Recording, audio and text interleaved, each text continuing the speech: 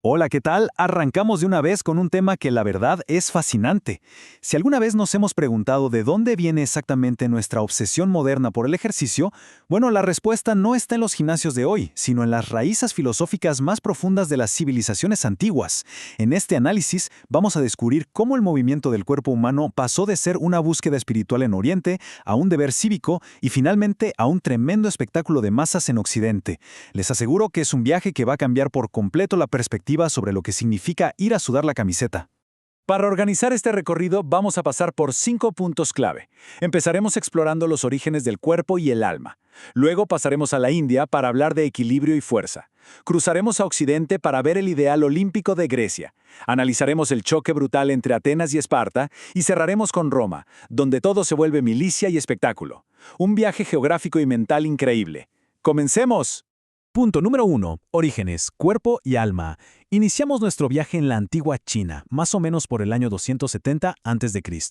Hoy en día solemos separar el ejercicio de la vida espiritual, ¿verdad? Pero en estas culturas ambos estaban completamente entrelazados. Bajo la influencia del confucianismo, el taoísmo y el budismo, el cuerpo no se entrenaba por vanidad, para nada. Se entrenaba principalmente para servir al alma. A ver, el Kung Fu es el ejemplo perfecto de esto. Hoy pensamos en él y nos imaginamos películas de acción, pero históricamente fue desarrollado con fines religiosos y profundamente terapéuticos. Estaba diseñado para fortalecer el cuerpo para que pudiera servir al alma. No se trataba solo de pelear, era literalmente una herramienta para purificar el vehículo físico y dejar que el espíritu pudiera prosperar. Y ojo que el Kung Fu era solo el comienzo. La variedad de prácticas en la antigua China era, sinceramente, asombrosa. Teníamos el Tai Chi y el Qigong, que se centraban enteramente en canalizar el flujo de energía. Luego estaba el Kung Fu Shaolin y, claro, los entrenamientos militares durísimos en arquería y equitación. Pero aquí hay un dato genial, el Cuju. Practicado en la corte imperial es un antiguo antepasado del fútbol moderno. Y, por supuesto, usaban gimnasia y técnicas de respiración como medicina preventiva en un sistema de salud súper holístico. Pasamos al punto 2. India. Equilibrio y fuerza. Nos movemos a otro de los pilares de Oriente. Aquí la educación física tomó una dirección igual de profunda, pero fuertemente moldeada por el hinduismo, el budismo y el jainismo. Estas religiones promovían un enfoque absoluto donde el gran objetivo era alcanzar la armonía perfecta, el equilibrio total entre el cuerpo y la mente. Precisamente de ese equilibrio nace el Kalaripayattu. Es una palabra complicada, lo sé, pero vale la pena recordarla porque es una de las artes marciales más antiguas en toda la historia de la humanidad. Los guerreros en la antigua India mezclaban su entrenamiento de combate con una disciplina espiritual súper profunda. Básicamente, el guerrero ideal no solo era letal en la batalla, sino que además era una persona espiritualmente iluminada. Y más allá del combate cuerpo a cuerpo, había otras disciplinas impresionantes, como el Hatha Yoga, y olvidémonos de la clase relajante de estiramientos de hoy. En esa época era una disciplina esencial, súper rigurosa para forjar fuerza mental y física. Tenían lucha, jabalina, equitación, pero lo que más resalta es el Malakam. Era una práctica visualmente espectacular donde los luchadores hacían acrobacias de extrema dificultad trepados en un poste de madera vertical, un método increíble para construir pura fuerza y agilidad. Número 3. Grecia y el ideal olímpico. Damos un salto gigante hacia Occidente y ¡boom!, el paradigma cambia por completo. Aquí la educación física deja de ser un viaje espiritual, individual y privado para convertirse en una piedra angular del deber cívico. La idea era que no podías formar a un ciudadano ideal sin un desarrollo integral de su cuerpo. Fíjense en lo que decían los grandes pensadores de la época. Platón, nada menos, dejó escrito que existía la necesidad imperiosa de un equilibrio entre cuerpo y mente. Filósofos de este nivel, incluyendo Aristóteles, pusieron al entrenamiento físico exactamente en el mismo escalón de importancia que la educación intelectual. Para ellos, alguien con una mente brillante pero un cuerpo débil, bueno, era una persona incompleta. Y lo fascinante es que esto se volvió algo muy práctico. Crearon la palestra, un lugar diseñado para que los más jóvenes practicaran lucha y atletismo. Pero luego estaban los gimnasios, que llevaban la idea mucho más allá. Eran espacios para adultos con un doble propósito fantástico. Uno iba, sudaba un buen rato y después a debatir filosofía.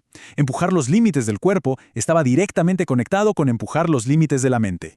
Ahora, la joya de la corona, la máxima expresión de todo esto, fueron obviamente los Juegos Olímpicos. Cada 4 años allá en Olimpia no se armaba simplemente un torneo deportivo, era una forma monumental de honrar a Zeus. Los griegos literalmente convirtieron la excelencia atlética y el sudor en un acto de adoración religiosa y de un orgullo cívico inquebrantable. Llegamos al punto 4, Atenas contra Esparta, porque claro, incluso dentro de la misma Grecia, no todos pensaban igual sobre cómo aplicar esta filosofía. De hecho, esto nos lleva a la famosa rivalidad entre dos ciudades que tenían visiones totalmente opuestas sobre cómo construir una sociedad fuerte. Es un contraste brutal. Por un lado, Atenas buscaba el equilibrio perfecto. Mezclaban la actividad física con el arte, la música, la filosofía, querían crear individuos multifacéticos. Pero por el otro lado estaba Esparta. Su sistema no tenía tiempo para el arte. Priorizaban un entrenamiento militar estricto, casi brutal, desde la niñez. Todo estaba fuertemente orientado hacia la disciplina absoluta, la guerra y la supervivencia. Y esa visión espartana nos sirve de puente perfecto para el punto 5. Roma, milicia y espectáculo. En el Imperio Romano, ese toque filosófico griego sobre el equilibrio de la mente y el cuerpo desapareció casi por completo. Fue reemplazado por la utilidad militar pura y dura, y, lo más interesante, por el entretenimiento masivo. Aquí hay un cambio histórico tremendo. A diferencia de Grecia, donde todo ciudadano debía ejercitarse, las escuelas romanas decían no, aquí venimos a aprender oratoria, a leer y escribir. La educación física quedó casi expulsada de las aulas y relegada a la formación militar. Se enfocaban 100% en preparar soldados letales a través de carreras y puro manejo de armas. Pero ojo, que Roma también tuvo sus genios científicos en esto, como Galeno. Este médico fue un pionero absoluto que propuso rutinas de ejercicios dirigidas a partes específicas del cuerpo. Y sorprendentemente, fue uno de los primeros en usar el pulso para evaluar cómo afectaba el ejercicio al organismo.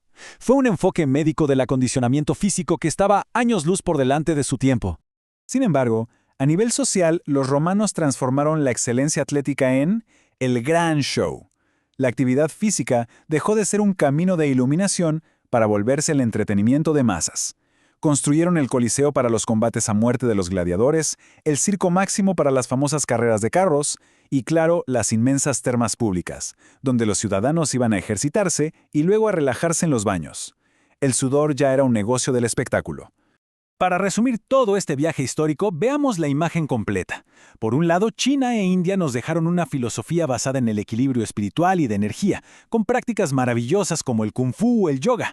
Luego, Grecia cambió el juego hacia el deber cívico y la conexión mente-cuerpo con los Juegos Olímpicos. Y finalmente Roma, pragmática más no poder, tomó el cuerpo humano y lo enfocó en la milicia y en los grandes espectáculos de gladiadores. Y todo esto nos deja con una pregunta gigante, muy provocativa, para reflexionar. Si miramos nuestra cultura moderna, los deportes profesionales y la forma en que nosotros mismos nos ejercitamos hoy, ¿el deporte moderno sigue buscando ese equilibrio profundo de Oriente y de Grecia? ¿O nos hemos quedado simplemente con el espectáculo romano? Es algo para pensar la próxima vez que vayamos al gimnasio o prendamos la televisión para ver un partido. Muchísimas gracias por acompañarnos en este análisis y que nunca termine la curiosidad.